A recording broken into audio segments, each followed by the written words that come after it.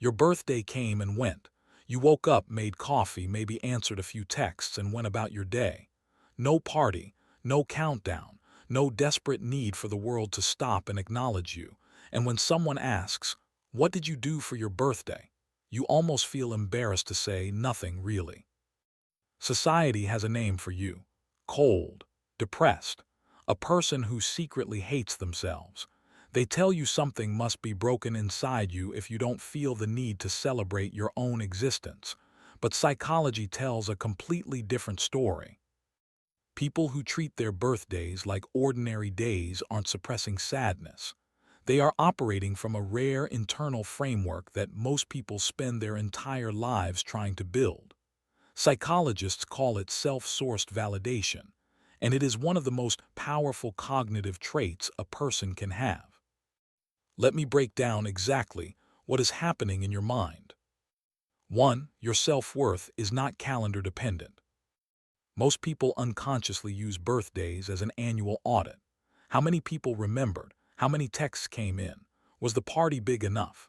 Research on external validation shows that when your self-esteem is tied to social performance events, you experience what psychologists call approval spikes, brief highs followed by deep emotional crashes. You don't play that game. Your sense of value doesn't require a date on a calendar to feel real. That isn't emptiness. That is psychological stability. 2. You have a high tolerance for being ordinary. There is a concept in positive psychology called self-continuity, the ability to see yourself as the same person across time without needing to mark every milestone with ceremony. People with strong self-continuity don't need external rituals to feel like they exist. Think about it. You don't need a crowd to confirm that you survived another year. You already know. The quiet acknowledgement inside your own mind is enough. To the outside world, this looks like indifference. What it actually is internal coherence. 3. You are immune to manufactured urgency. Birthdays come packaged with enormous social pressure. You should feel a certain way. You should want something. Research on emotional autonomy shows that people who resist social scripts, the unwritten rules about how you're supposed to behave, have stronger executive control and lower rates of anxiety long term. You never outsourced your emotions to the calendar. That's not detachment. That is emotional sovereignty. 4. Your identity doesn't live in milestones.